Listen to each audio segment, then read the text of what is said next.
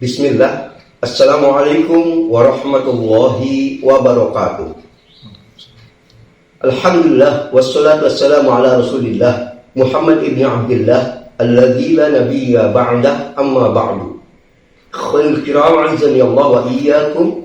Semoga kita semua selalu dalam keadaan baik. Amin.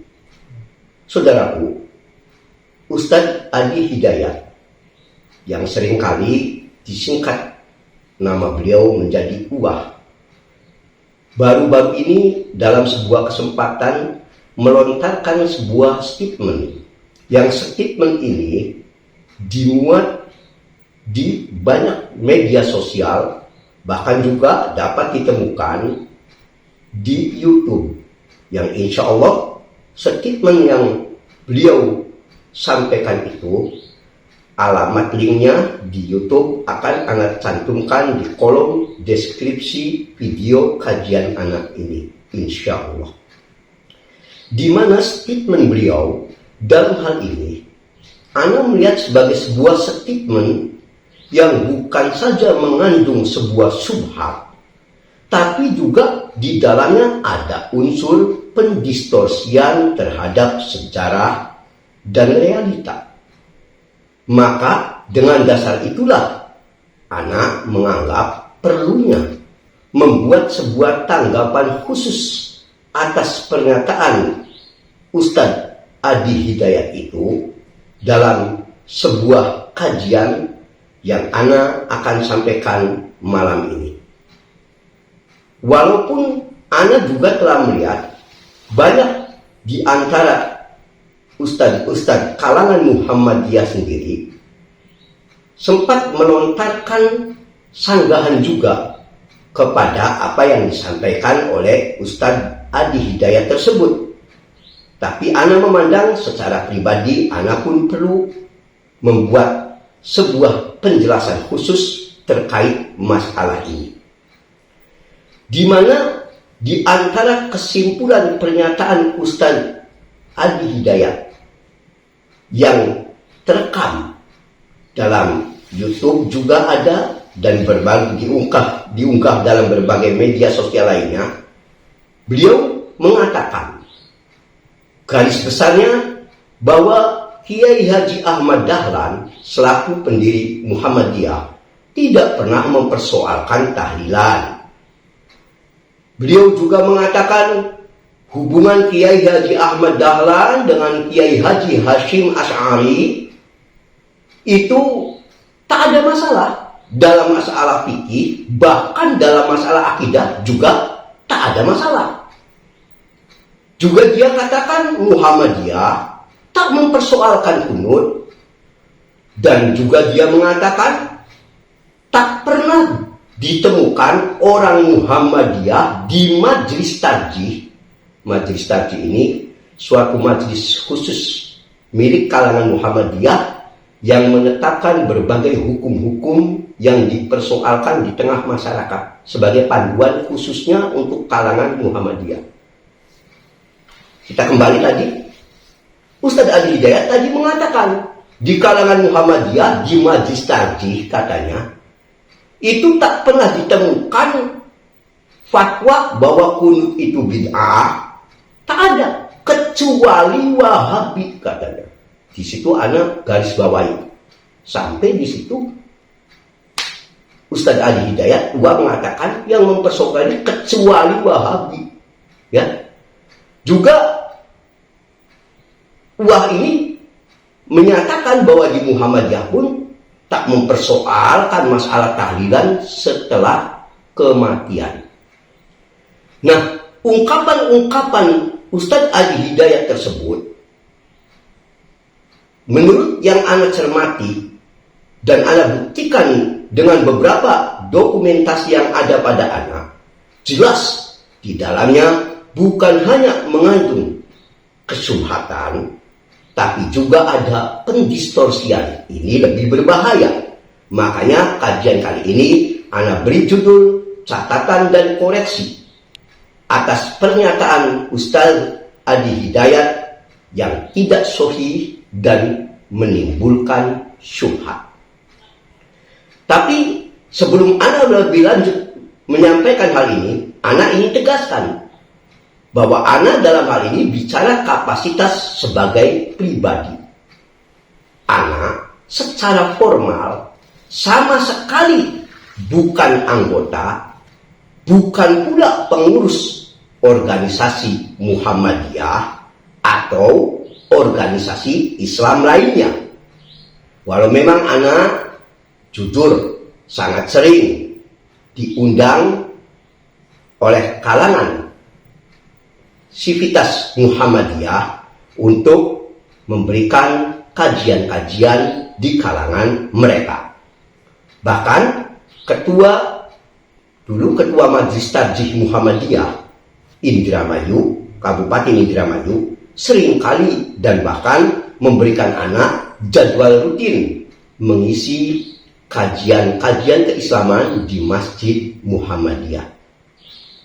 Nah, ikhwan, a'azanillahu wa iyyakum, dengan demikian Ana sedikit banyak tahu tentang apa itu Muhammadiyah. Ikhwan, a'azanillahu wa iyyakum. Sekarang Ana ingin beri tanggapan langsung pada masalah yang disampaikan Ustadz Adi Hidayat tersebut sebagai bentuk koreksi ataupun sanggahan atau catatan. Mengapa Ana perlu sampaikan ini? Jika pernyataan Ustadz Ali Hidayat, baik itu terkait masalah kunut, dia mau memilih kunut atau tidak memilih kunut, dia mau tidak tahlilan atau dia memilih ikut tahlilan, itu adalah sebagai kapasitas pribadi beliau dan tidak menyangkut pautkan dengan organisasi Muhammadiyah yang dimana dia dalam hal ini telah melakukan distorsi. Sebetulnya Ana tak mempermasalahkan. Silakan saja mau Adi Hidayat atau siapapun, mau kunut, mau dia tahlilan, mau dia ruwatan atau apa, terserah saja sebagai dia pribadi. Tapi berbahaya ketika dia seakan-akan karena orang selama ini memandang Adi Hidayat sebagai personifikasi dan perwakilan dari Muhammadiyah, dan dalam pernyataannya itu pun dia membawa-bawa Muhammadiyah, maka ini akan bisa menjadi potensi yang sangat membahayakan dan bisa khususnya bagi kalangan awam menimbulkan pemahaman yang keliru yang tidak sesuai dengan realitanya, sebagaimana buktinya akan Ana sampaikan.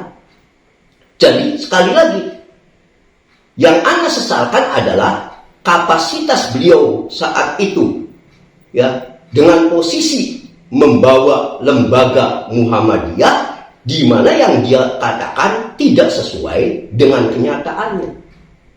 Ini kalau pribadi dia mau memilih kunut mau memilih tidak kunut, mau tahlilan, mau tidak tahlilan, mau dia ruatan, mau dia tidak ruatan, kapasitas pribadi terserah saja.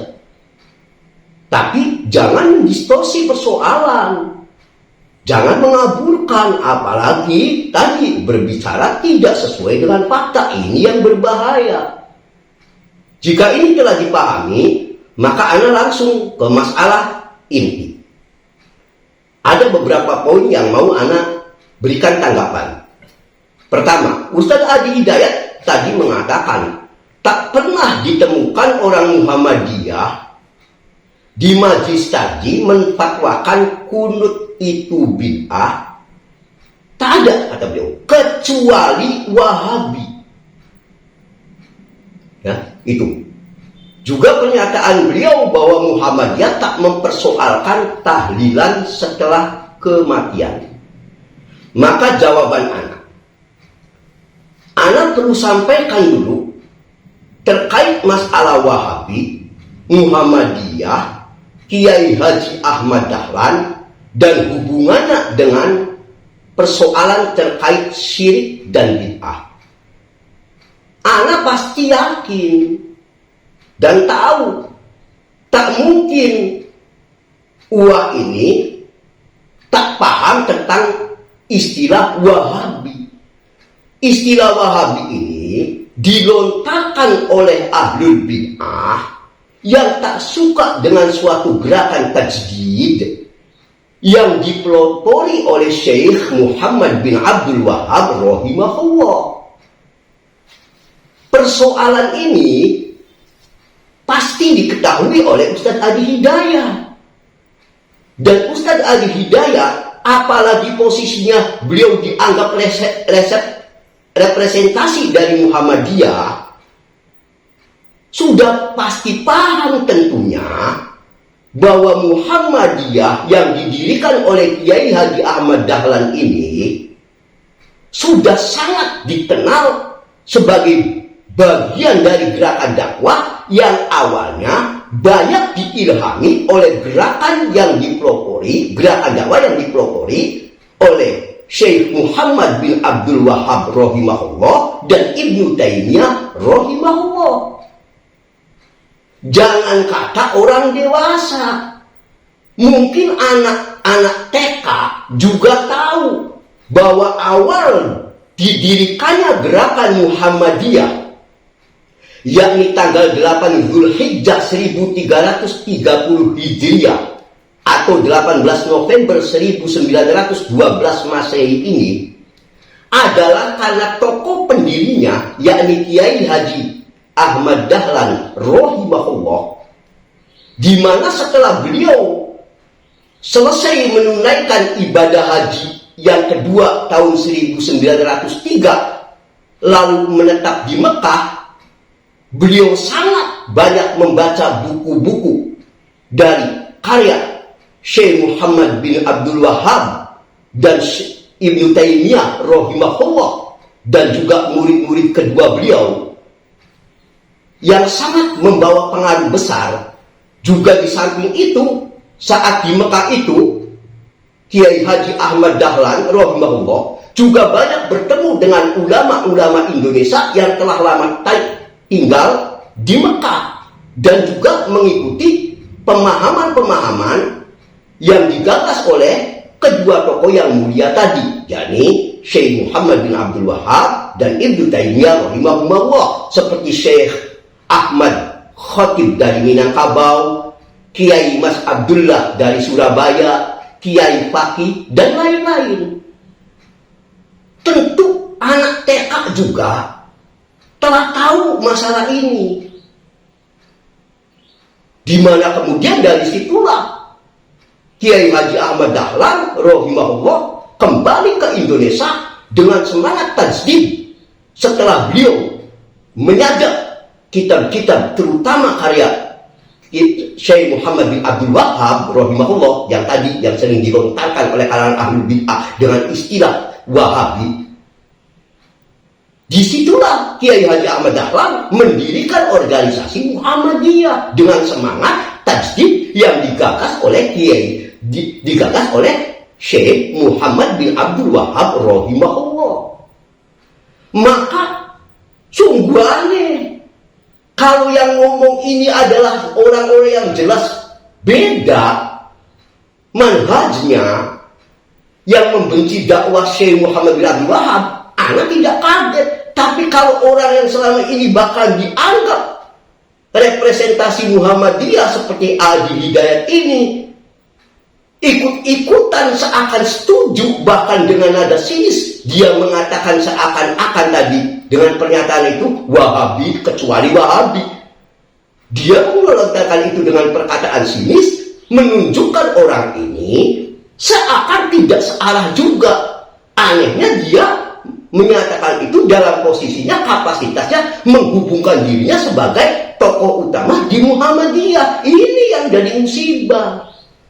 Jadi blunder banget ini. Dia hafal pojok Quran, ayat ini pojok dari kanan, sebaris kedua. Dia hafal hadis, katanya pojok sekian, hadis nomor sekian. Tapi sejarah begini yang tadi dalam tanda petik anak TK aja tahu bagaimana hubungan Kiai Haji Ahmad Dahlan dan pengaruh Syekh Muhammad bin Abdul Wahab rahimahullah kepada Kiai Haji Ahmad Dahlan, juga bagaimana sejarah organisasi Muhammadiyah ini awalnya berdiri dengan ruh ini. Kok orang ini, maksud orang ini adalah Ustadz Ali Hidayat, justru sinis. Inna lillahi wa inna ilaihi raji'un. Ikhwan, a'azzani Allah wa iyyakum. Karena itu jangan heran jika awal tujuan didirikannya Muhammadiyah, sebagaimana ini dikatakan oleh Adabi Darban rahimahullah. Adabi Darban rahimahullah ini ketua jurusan ilmu sejarah Fakultas Ilmu Budaya UGM, kelahiran Kauman.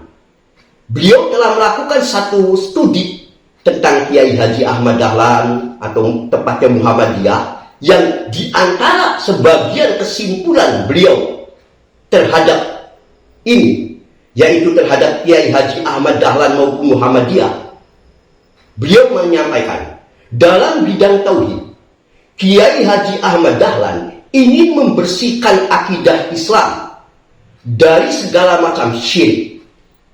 Dalam bidang ibadah, membersihkan cara-cara ibadah dari bid'ah. Dalam bidang muamalah, membersihkan kepercayaan dari khurafat, dan seterusnya. Makanya sangat cukup dikenal di awal-awal itu Muhammadiyah pemberantas TBC, taklid, bid'ah, khurafat. Kenapa? Khurafat itu C, ejaan dulu nulis KH itu CH, makanya TBC katanya.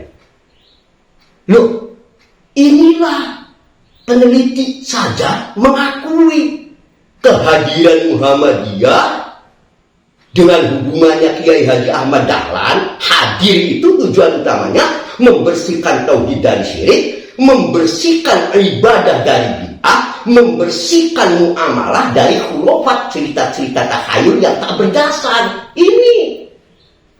Lalu bagaimana tiba-tiba Adi Hidayat lagi-lagi yang Anda sesalkan, kapasitasnya seakan dia ini mewakili Muhammadiyah, tapi benci kepada tadi ikut-ikutan meramaikan, mendiskreditkan Syekh Muhammad bin Abdul Wahab rahimahullah dengan ikut menyatakan kecuali Wahabi yang dia maksudkan dengan sikap sinis di dalamnya itu. Maka ini satu musibah.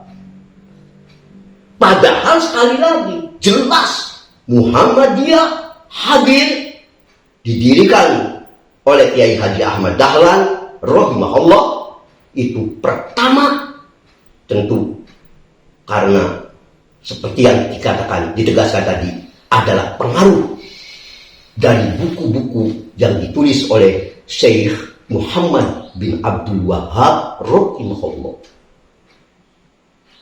Ali Mukhtarom peraih gelar Dr. S3 di program Pasca Sarjana UIN Wali Songo Semarang, bidang kajian ilmu hukum Islam. Dalam jurnalnya yang ditulis di Agustus 2017, dalam bahasa Inggris menulis satu tulisan berjudul The Study of Indonesian Muslim Response on Salafi Syiah Transnational Islamic Education Institution. Kalau terjemahan bebas, barangkali kurang lebih kajian bagaimana respon kaum muslimin Indonesia terhadap lembaga pendidikan Islam transnasional Salafi Syiah. Itu juga mengakui dari hasil kajiannya terkait Muhammadiyah, bahwa Muhammadiyah ini dia katakan setelah sebelumnya menyampaikan bahwa perkembangan Salafi di Indonesia telah menginspirasi munculnya sejumlah organisasi pembaharuan Islam modern katanya. Lalu beliau menyebutkan Organisasi Success Muhammadiyah Al-Irsyad shared similar intention to purify faith with the call back to the Quran and Sunnah, and leave many traditional customs that are claimed to be contaminated by heresy, tahayul, and superstition. Maknanya, kalau bebasnya barangkali, beliau katakan, organisasi seperti Muhammadiyah, Al-Irsyad, itu memiliki kesamaan niat untuk mensucikan akidah dengan seruan kembali kepada Quran dan Sunnah, serta banyak yang meninggalkan adat istiadat yang tercemar bid'ah, tahayul, dan khurafat dan tahayul. Bahkan for Muhammadiyah, the purification of faith and the return to the Quran and Sunnah is on obligation. Bagi Muhammadiyah, pensucian iman dan kembali kepada Quran dan Sunnah adalah kewajiban. Itu sampai begitu. Ya, diakui organisasi Muhammadiyah tujuannya ya seperti ini. Ya, di ujungnya dia katakan Muhammadiyah doktrin teologi address with Salafi, namely Puritans by going back to Quran and Sunnah. Teologi ajaran Muhammadiyah sependapat dengan Salafi, yakni kembali kepada Quran dan Sunnah. Prinsipnya seperti itu. Menurut tadi satu kajian yang ditulis dalam bentuk jurnal seperti yang tadi sudah Anda sampaikan, yang ditulis oleh Ali Muhtarom, peraih gelar Dr. S3 tadi. Ikhwan, azanillah wa iyyakum. Kita lanjutkan. Selanjutnya, Ana ingin soroti pula pernyataan Ustadz Adi Hidayat yang mengatakan hubungan Kiai Haji Ahmad Dahlan dengan Kiai Haji Hasyim Asy'ari tak ada masalah, baik di fikih bahkan di akidah pun tak ada.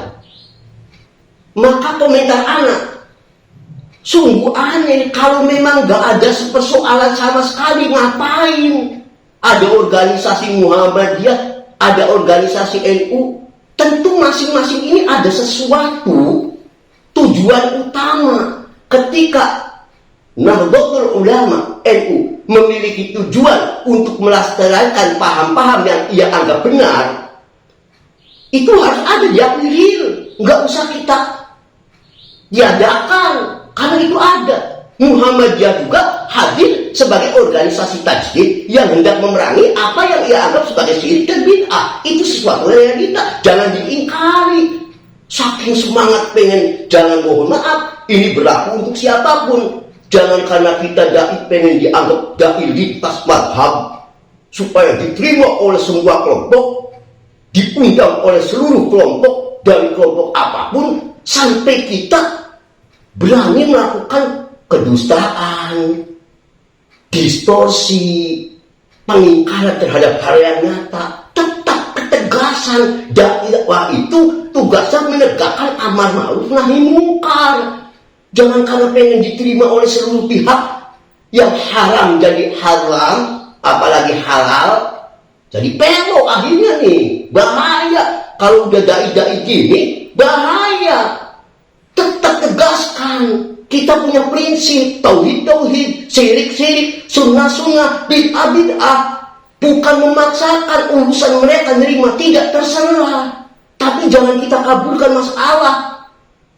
Kita ini terlalu banyak tadi retorika, pengen diterima semua pihak, sampai lidah kita keluh, ngomong haram dan juga tegas jadi haram, enggak.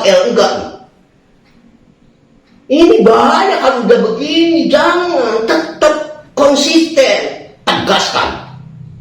Mereka bebas berteriak, ini sunnah, sholawat ini yang mereka ciptakan, begini yang dibaca. Mereka bebas. Mengapa ketika kita ingin menetapkan ini bid'ah, kita takut? Mereka juga menyampaikan itu, terserah. Di komunitas yang menyatakan itu sunnah, terserah. Tapi kita pun tak ada larangan untuk menegaskan yang kita pandang syirik, yang kita pandang bid'ah, tegaskan. Jangan banyak retorika lah, ini dakwah. Menegaskan amar ma'ruf nahi mungkar. Bukankah salah satu doa yang sangat terkenal bahkan di kalangan Muhammadiyah doa ini jadi rutinitas. Allahumma arinal haqqo haqqo. Ya Allah, tunjukkan kepada kami bahwa yang benar itu adalah benar. Bahkan tidak cukup itu. Setelah meminta, tunjukkan kepada kami bahwa yang benar itu adalah benar. Berilah kami kemampuan untuk mengikutinya. Dan tunjukkan pula wa arinal batila batila. Kebatilan itu kebatilan. Tunjukkan. Enggak usah kita jadi abu-abu semua. Ini yang masalahnya. Apalagi sampai entah atas nama saya tidak tahu gandrungnya uang. Mungkin versi persatuan ala dia barangkali. Sampai enggak ada beda akidah di kalangan misalnya Muhammadiyah dengan NU. Lepas Anda setuju yang manapun akidahnya, bukan ini yang Anda persoalkan. Tapi jelas ada perbedaan. Jangan kau katakan tidak ada perbedaan.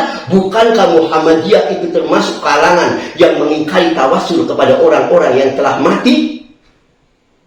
Bukankah Muhammadiyah juga termasuk kelompok yang mengingkari masalah jimat, berziarah kepada orang-orang yang dianggap soleh lalu bertawasul di sana? Muhammadiyah termasuk kelompok yang mengingkari ini sampai hari ini. Anda tahu? Ya, sementara di kalangan Nahdlatul Ulama mungkin antum tahu. Di kalangan Nahdlatul Ulama, makanya anak tanda saya sekarang terbuka. Anda bukan mencorot ini, tapi ya ada perbedaan jelas. Di kalangan Nahdlatul Ulama, tawasul kepada orang-orang perantaraan orang solih bahkan dianggap sebagai sunnah. Ziarah kepada orang-orang solih yang telah wafat untuk tawasul ke sana mengharap berkah apa di kalangan Nahdlatul Ulama dianggap sunnah. Di kalangan Muhammadiyah tidak direkomendasikan, bahkan dianggap bid'ah. Itu sesuatu yang real. Sampaikan apa adanya. Jangan karena ini boleh semua. Tidak begitu caranya. Harus tetap objektif. Ya, ini yang Anda maksudkan. Sekarang lanjutkan. Ustaz Adi Hidayat berkata, Muhammadiyah tak mempersoalkan kunut. Tak pernah ditemukan orang Muhammadiyah di majelis tarjih memfatwakan kunut itu bid'ah. Tidak ada katanya. Kecuali Wahabi kata beliau tadi. Ya. Maka jawabannya, ikhwan azanillah wa iyyakum. Tidak benar, bahkan batil pernyataan Ustaz Ali Hidayat yang mengatakan Muhammadiyah tidak mempersoalkan masalah kunut dan tahlilan. Tidak benar. Ustaz Syamsul Anwar, beliau ini ketua majelis tarjih dan tajdid pimpinan pusat Muhammadiyah. Tentu saja levelnya Adi Hidayat yang di bawah beliau dalam struktur organisasi. Ya, beliau lebih senior Ustaz Syamsul Anwar ini. Ya, dalam acara sosialisasi dan kunjungan majelis tarjih pada hari Jumat tanggal 7 bulan 5 2021 menyatakan di antaranya persoalan ibadah, kata beliau saat mensosialisasikan tentang Muhammadiyah, apalagi ibadah mahdoh harus didasarkan pada dalil. Dalam kaidah usul fikih disebutkan hukum asal semua ibadah haram kecuali ada yang melandasinya berdasarkan Quran dan Sunnah. Ini dikatakan sendiri langsung oleh pimpinan atau ketua majelis tarjihnya, Ustaz Syamsul Anwar. Bahkan di situ beliau katakan, ya, di antara tuntutan ibadah yang sudah di masyarakat begitu mengakar lalu dikoreksi oleh Muhammadiyah menurut Ustaz Syamsul adalah apa? Hadis, yaitu persoalan kunut sholat subuh terus menerus, seperti yang banyak berada di masyarakat. Beliau katakan intinya hadis tentang kunut sholat subuh, ya, hingga Nabi SAW wafat, yang terkait ini tidak dibenarkan karena hadisnya dhaif. Bahkan bukan hanya dhaif, hadis tersebut bertentangan dengan hadis sahih yang menyatakan bahwa Nabi SAW pernah berkunut hanya selama 1 bulan, setelah itu beliau tinggalkan dan tidak berkunut lagi. Itu tegas. Kata siapa? Muhammadiyah tidak mempersoalkan, buktinya sampai ketua majelis tadinya. Bahkan ini pusat ya. Jauh sebelum Adi Hidayat lebih berkiprah, ini lebih senior lagi sudah menyampaikan itu. Ya. Lebih dari itu, ya, dalam keputusan Muktamar Tarjih Wiradesa dan sudah termaktub dalam buku Himpunan Putusan Majelis Tarjih halaman 366 sampai 367. Dan ini telah dijawab oleh tim PP Muhammadiyah Majelis Tarjih dalam buku Tanya Jawab Agama jilid 2-nya. Di situ, sebagaimana ini bisa kita lihat dalam majalah Suara Muhammadiyah nomor 17 tahun 2008, dikatakan Majelis Tarjih Muhammadiyah memilih untuk tidak melakukan doa kunut subuh tadi karena melihat hadis tentang kunut subuh dinilai lemah dan banyak diperselisihkan oleh para ulama. Ini kata anak, persoalan dia mau pengen pilih pendapat kunut, terserah. Dia pengen tidak kunut, sabodo amat. Tapi ketika dia tadi yang bahaya distorsi, Muhammadiyah tidak pernah mempersoalkan ini, Majelis Tarjih tidak pernah mempersoalkan masalah kunut. Ini kedustaan. Buktinya Majelis Tarjih jauh-jauh hari sudah memutuskan ini ada terlengkap dalam buku resmi Muhammadiyah. Antum mau setuju mau tidak terserah. Tapi jangan katakan Muhammadiyah tidak pernah mempersoalkan. Kalau tidak mempersoalkan sampai dibawa di ranah Majelis Tarjih kan berarti persoalan. Ini jadi jangan mengaburkan masalah lah. Sejujurnya aja. Ya, dalam tim fatwa Majelis Tarjih dan Tajdid PP Muhammadiyah, sebagaimana bisa kita lihat juga di https Suara Muhammadiyah, ya, ID, ya, di situ redaksinya tentang kunut subuh terus menerus itu tidak dibenarkan. Demikian. Dan bisa kita klik aja di internet fatwa Muhammadiyah terkait kunut. Ketik enter keluar. Sekelas Adi Hidayat masa, mohon maaf, tidak tahu, Anda nggak yakin sampai kok melakukan ini. Sekali lagi, kalau antum ini tidak bahkan berpendapat tapi mau kunut itu sunnah sekalipun, silakan, pendapat antum terserah, nggak akan dipaksakan ini. Tapi jangan mendistorsi, apalagi membuat satu, katakanlah dalam tanda petik, kebohongan publik dengan menyandarkan pada sesuatu yang tidak sesuai dengan realitas seperti dalam masalah ini. Majelis Tarjih Muhammadiyah tidak mempersoalkan, nyatanya mempersoalkan. Dan tadi buktinya sudah Anda sampaikan. Klik aja di internet tadi, nomor-nomornya yang Anda sampaikan. Boleh dicek. Syukur kalau punya buku fatwa Majelis Tarjihnya yang aslinya. Lebih baik lagi. Itu. Yang kedua, tadi fokusnya kan di kunut. Sekarang dalam masalah tahlilan. Masalah tahlilan lebih tegas lagi. Di majalah Suara Muhammadiyah nomor 11 tahun 2003, ini berarti 20 tahun lampau. Ya, tahun 2003, sekarang 2023. Ustaz Adi Hidayat baru ngomong sekarang tadi. Padahal di majalah Suara Muhammadiyah saja 20 tahun lalu, ya, di mana setelah menjelaskan perbedaan antara tahlil dan tahlilan, kalau tahlil itu mengucapkan la ilaha illallah, tentu ini sunnah, sangat bagus, kita juga begitu, dengan tidak menentukan jumlahnya berapa kali, malah kapan saja kita boleh, ya, dengan cara-cara yang tidak diatur-atur sendiri tentunya, silakan. Tapi kalau tahlilan yang dimaksud dengan upacara setelah kematian, hari ketiga, hari ketujuh, hari ke-40, apa keputusan dari Muhammadiyah?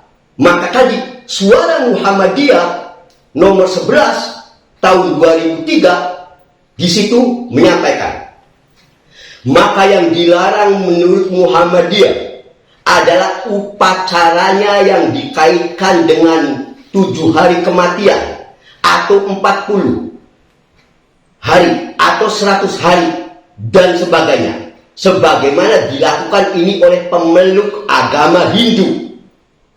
Sampai begitu. Ini yang menetapkan majelis taklim Muhammadiyah loh. Apalagi harus mengeluarkan biaya besar. Kadang-kadang harus pinjam kepada tetangga atau saudaranya sehingga terkesan tabzir, yaitu berbuat mubazir.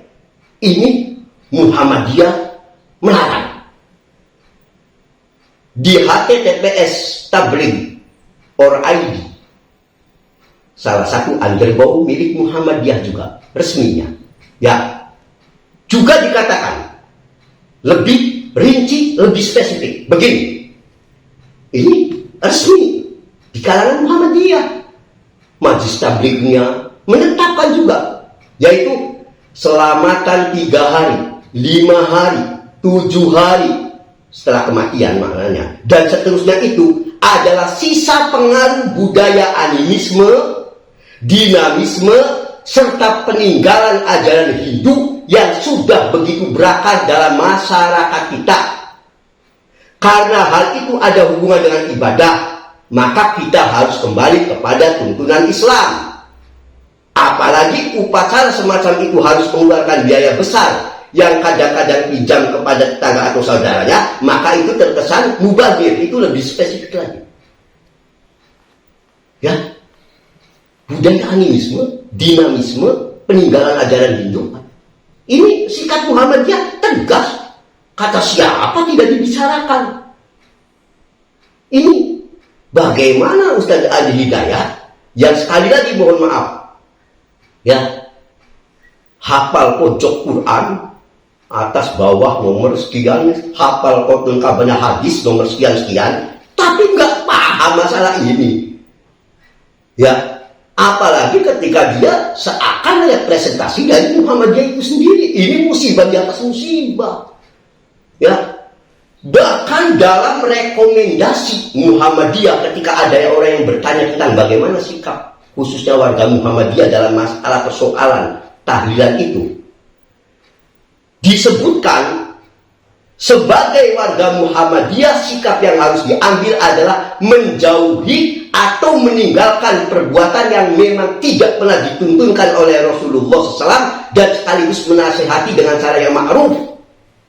Jika masih ada di antara keluarga besar Muhammadiyah pada khususnya dan umat Islam pada umumnya yang masih menjalankan praktek yang tidak dituntun oleh Rasulullah SAW tersebut. Ini kan itu kadang dia menjauhi dan meninggalkan. Sikap Muhammadiyah seperti itu kan. Dalam masalah tahlilan, lihat https tabligh.id. Demikian sikapnya jelas. Kata siapa? Ya, Muhammadiyah atau majelis tablighnya atau majelis tablighnya tidak menetapkan. Dan adapun ini termasuk retorika berbahaya menurut anak dari pernyataan Uwah bahwa tahlilan ini fokusnya hukum tahlilan, maksudnya bukan fikihnya. Fokusnya bukan di fikihnya, tapi ini karena dilihatnya banyak orang yang menyelenggarakan tahlilan karena hutang. Jadi karena hutang, jadi nggak boleh. Kalau bukan karena hutang, jadi sunnah. Ini kan retorika bahaya, ini main-main subhat. Tegaskan dulu oleh antum. Hukum asalnya tahlilan setelah kematian. Hari 3, 7, 40 tadi yang Muhammadiyah menetapkan bid'ah harus dijauhi. Menurut antum bagaimana? Kalau punya duit, nggak hutang, antum tidak menyampaikan dengan tegas. Ustaz Ali Hidayat ini mohon maaf. Dikarenakan tadi retorika. Bermain-main di antara dua sayap, ini yang bahaya. Padahal di keputusan nomor 3 dari Majelis Tabligh Muhammadiyah, tak kala ada yang bertanya tadi bagaimana khususnya warga Muhammadiyah terkait masalah tahlilan, dikatakan mengenai makan dan minum pada perjamuan tahlilan, walaupun makanan dan minuman tersebut berasal dari para warga RT, sampai dikatakan itu bukan hutang. RT menyelenggarakan si fulan ini nggak mampu. Supaya jangan hutang, RT situ ngumpulin duit dan sebagainya diberikan untuk itu tahlilan, tapi jangan hutang. Apa kesimpulan Muhammadiyah? Walaupun makan minum perjamuan tahlilan, walaupun itu bukan berasal, walaupun itu katanya dari warga RT, bukan hutang, tetap hal itu digolongkan tabdzir, layak untuk ditinggalkan. HTTPS tabligh ID, Majelis Tabligh Muhammadiyah tidak boleh, walaupun bukan hutang. Kalau persoalan hutang dari hutang itu hanya ditauhid, lebih-lebih itu udah bid'ah, hutang menyengsarakan apalagi. Bukan berarti kalau nggak hutang itu jadi boleh. Jangan antum mengkabulkan masalah. Janganlah kita, sikap kita, mohon maaf, ini berlaku termasuk buat anak. Terkadang kita ini, ya, khususnya kalangan dai, agar pengen diterima oleh seluruh golongan, kita terlalu berlunak-lunak sampai akhirnya dakwah kita ini kehilangan orientasi mau kemana Anda melangkah. Tetap tegaskan, yang syirik adalah syirik, bid'ah adalah bid'ah. Orang masalah menerima tidak bukan kewajiban kita. Seperti mereka juga terlibat sholawat ini sunnah, sholawat ini sunnah, sholawat ini sunnah. Silakan.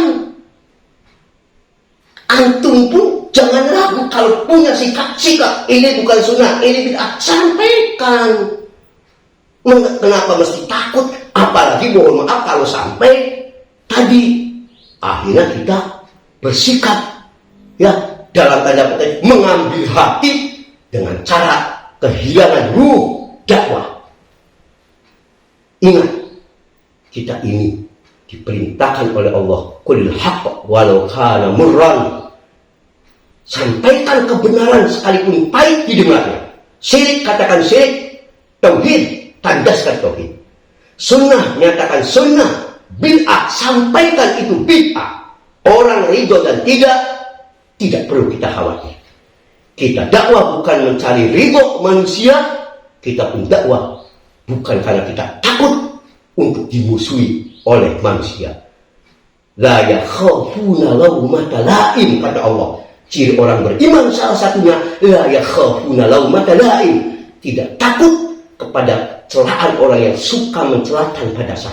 Tetap tegaskan tauhid, syirik, sunnah, bid'ah. Jangan kita pelok, apalagi memutarbalikkan hanya karena pengen cari ridho manusia. Bahaya kalau udah gini. Ini yang dapat anak ingatkan. Betapapun anak menyampaikan hal ini, tetap kalau dalam apa yang anak sampaikan ini ada sesuatu yang kelihatannya emosional dan sebagainya, maka ini sekali lagi yang hawa nafsu munculnya dari anak sendiri dan dari setan laknatullah. Tentu Allah dan Rasulnya berlepas dari setiap kesalahan. Karena itu selaku pribadi tetap saja, ya, anak kalau ada kata-kata ini yang dinilai melampaui batas, keliru, tetap meminta maaf yang sebesar-besarnya. Demi Allah, apa yang Anda sampaikan ini tidak dimaksudkan untuk menjatuhkan kehormatan kaum muslimin siapapun orangnya, tapi dalam rangka tausiah bil haq wa tausiah bis sabr, apalagi dalam hal-hal yang dikhawatirkan memiliki dampak luas. Salah paham dan kekeliruan itu telah tersebar luas di kalangan kaum muslimin, maka tak bisa kita diam begitu saja padahal kita masih mampu menghindarinya. Semoga Allah memaafkan segala kekeliruan kita dan meluruskan kita semuanya dalam jalan yang benar. Amin. Subhanakallahumma wa bihamdik, asyhadu an la ilaha illa anta, astaghfiruka wa atubu ilaik. Walhamdulillahi rabbil alamin. Wassallallahu ala Muhammadin. Wassalamualaikum warahmatullahi wabarakatuh.